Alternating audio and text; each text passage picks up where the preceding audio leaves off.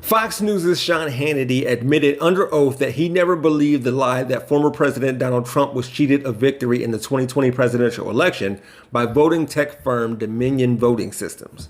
Hannity and a top Fox News executive who oversees primetime programs told a different story about Trump's false claims of fraud under oath and in front of attorneys during separate depositions in a $1.6 billion defamation suit. While the depositions happened in August, their statements emerged the other day in a Delaware Superior Court hearing relating to a series of motions by the two sides in the case. I did not believe it for 1 second, Hannity testified, according to an attorney for Colorado-based Dominion Voting Systems, who was offering it as a precise quote. So Hannity knows the truth behind the scenes, but he's making his opinion of election fraud claims on air and giving time to those pushing the big lie in front of an audience who thinks all of this is facts. But first, you should know that Hannity is aware of who he is and what he does. He'll admit it. I don't claim to be a journalist. I claim to be a talk show host. With that said, the problem with this was presented back in March of 2017 when Hannity had this exchange with Ted Koppel during an interview. I have to give some credit to the American people that they're somewhat intelligent and that they know the difference between an opinion show and a news show. Yeah. You're cynical. Look at that. Yeah. I am cynical because, You think we're bad for America? You think I'm bad for America? Yeah. You do? In the long haul, I think you Really? and all these opinion That's shows. sad, Ted. No, you know why? That's sad. Because you're very good at what you do, and because you have attracted a significantly more are selling the influential. American Let me people finish the short. Let me finish the sentence I'm before listening. you do that. With all due respect. Yes. Take the floor. You have attracted people who are determined that ideology is more important than fact. Hannity told on himself while asking that unprompted question, "Do you think I'm bad for America?" Meanwhile, Ted Koppel's argument was what the audience thinks, feels, believes based on what Hannity reports.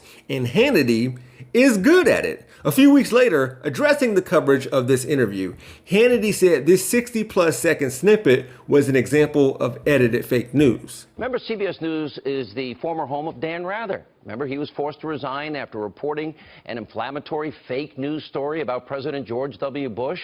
Rather used fake documents to bolster his story. Now, CBS News is also the former home of Cheryl Atkinson. Remember, she there was marginalized at CBS and stonewalled, and they wouldn't show a lot of our investigative journalism into President Obama as his administration. Is that agenda-driven? Hannity made this about bias, partisanship, partiality, narratives, and agenda, which is great, sure.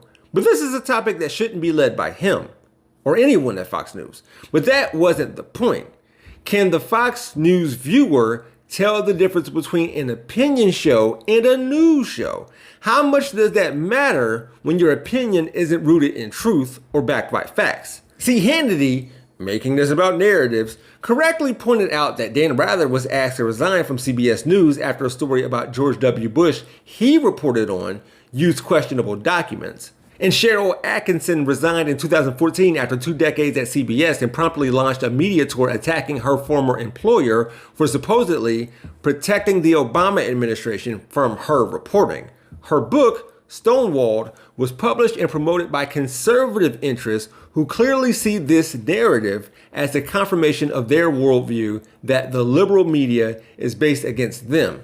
Atkinson claims her efforts were repeatedly stymied by CBS, per Media Matters. Fox News gave her airtime too, and I'm just wondering if Hannity now sees the difference here. Sean Hannity is making stuff up about the 2020 presidential election that he knows isn't true, using questionable evidence. CBS relieved Rather of his duties. Fox will allow Hannity to keep his job. Hannity, and Fox for that matter, protected Trump and his big lie. They won't be promoted on CBS like Fox did with Atkinson. It's interesting to look back on this with what we now further know about Hannity. He will say stuff on air that he knows isn't true and that he doesn't believe. With all of that said, Meade Cooper, Fox News' executive vice president, confirmed under oath she never believed the lies about Dominion. Tucker Carlson, he tried to squirm out of it at his deposition. These sworn interviews took place during what's called the discovery phase of the case, in preparation for trial, which is scheduled for April. We'll see if they intentionally, conveniently miss the point or make it about something else, or make it news at all. For Rebel HQ, I'm Jeff Wiggins. My architect knows Japanese. For more from the Young Turks, stay right here. To see additional content from yours truly, click on the Jeff Wiggins hashtag. You can also find me on my YouTube channel, We Gonna Be Alright. Thanks for watching.